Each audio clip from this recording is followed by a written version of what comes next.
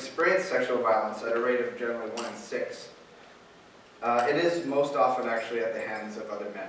Right? So even when women are part of the sexual assault of men and boys, it's actually quite a small percentage.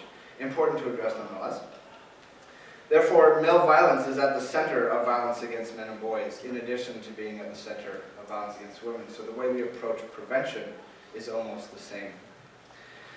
But this myth, particularly about women as abusers of men, the very few times we do have discussions around men experiencing violence, quite often it's discussed as, oh, women also violate men, right? As a diametric or an opposition to violence against women. And so what that does is it tells the majority of men who experience violence at the hands of other men that their violence is not represented.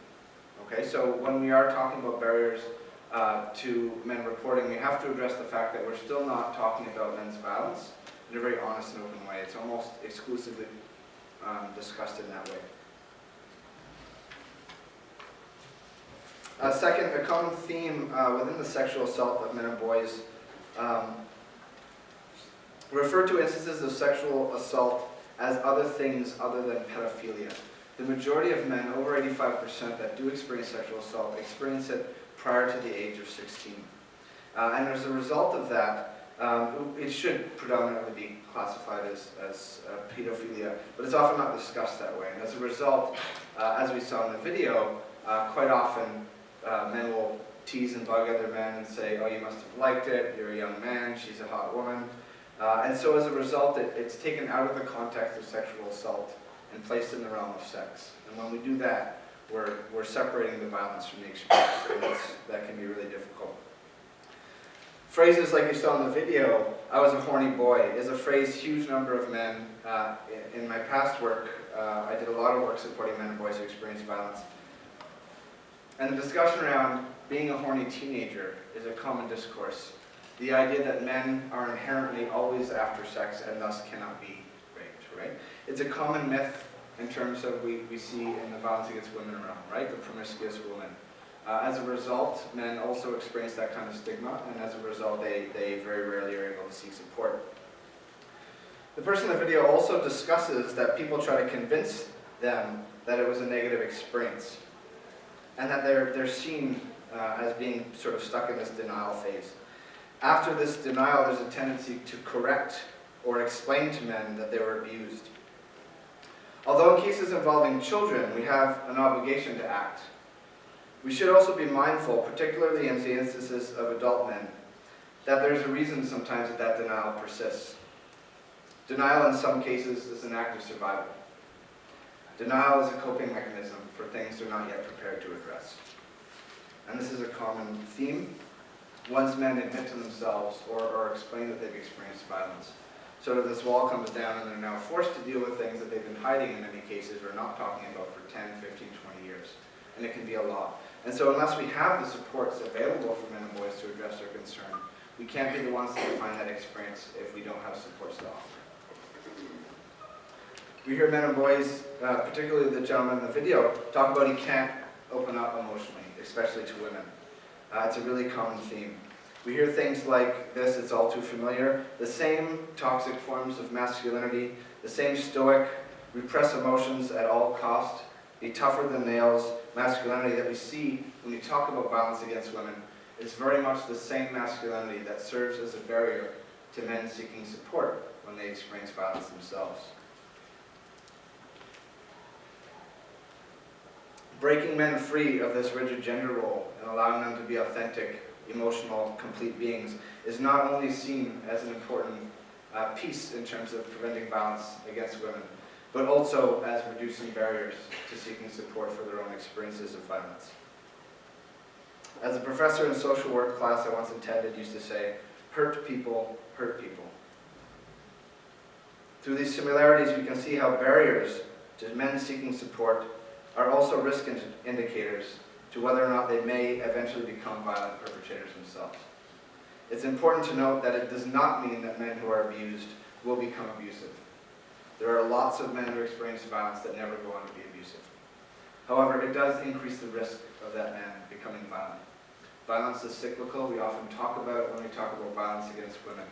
But what we don't consider is when men are talking about their own experiences of violence, that quite often there's a history themselves of violence. And so we have to recognize that as a continuum. And of course, it's important to recognize that this is an explanation of violence. This is not to suggest that there's a justification for the violence that men may go on to perpetuate.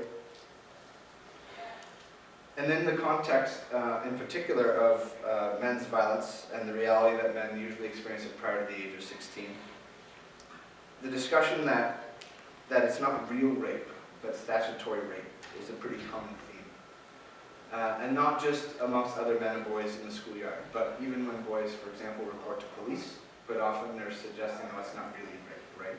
And the implication is people think that it's only rape in terms of the word of the law, and not necessarily in that experience.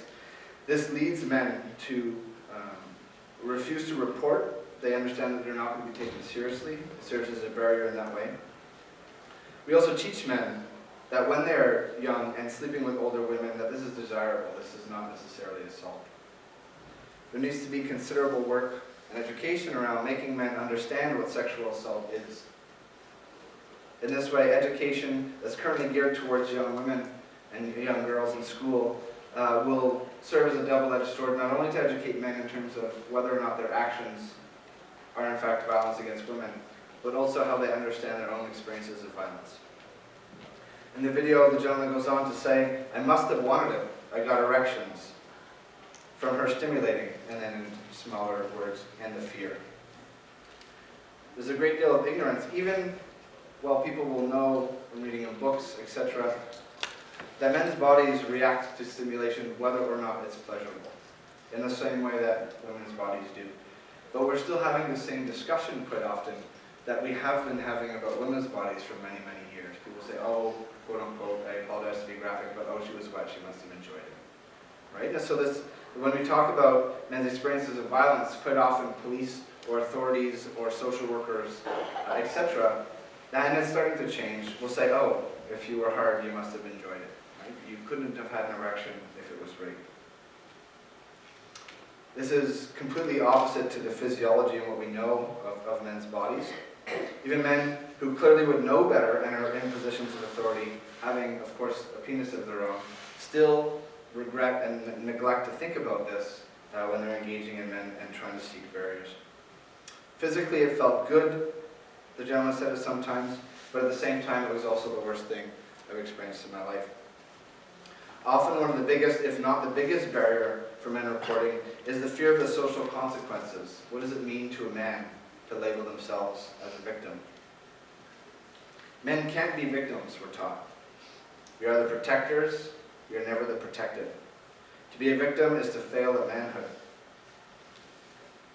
Obviously this is not true, but to most men they feel very much like it is. I know men who have admitted to me when giving them support that they would contemplate suicide if their experience became public. And so when we're talking about this, of course, obviously when we're giving support, that keeping that story private and not sharing that experience is absolutely critical. Shame as well as homophobia are massive barriers, especially when considering that most men are assaulted by other men. And so when we deconstruct homophobia, we're also making that conversation about their own experience a little bit easier to tell. Sometimes as a guy, to fit in, we have to hide our pain. And humor is a great way of doing that. So we saw in the video, we saw the gentleman say, I think that rape is funny. And then at the end he says, because I have to. Humor is a survival mechanism. Men joke about their experience not because it doesn't hurt, but because it hurts so much that the only way they know how to process it is through humor. They've been taught their whole lives not to feel, and so how can we expect men who grow up learning not to be capable of processing this emotion, how to be emotional, how to be expressive? Finally, even once we work to overcome a lot of these barriers in terms of these rigid gender roles, these rigid forms of toxic masculinity that prevent men from speaking out and getting support, once we manage to overcome those barriers, there is still a severe lack of resources and support available once we do get men to report. It's one thing for us to encourage men to report, but we must be mindful of what services are and which are sadly not available to the men who choose to report. The few services that are open to men are fit into 3 categories very quickly. Services that accept or were adapted to men but designed specifically for women. Often cases these services are already overburdened. 2, services that assume men are also perpetrators of violence.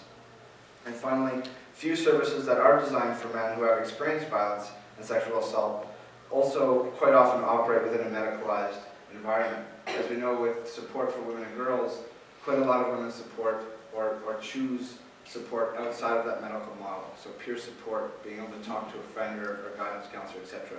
So these are some of the barriers. Obviously, this is a much larger discussion, but I certainly appreciate the chance to start that discussion today. Thank you.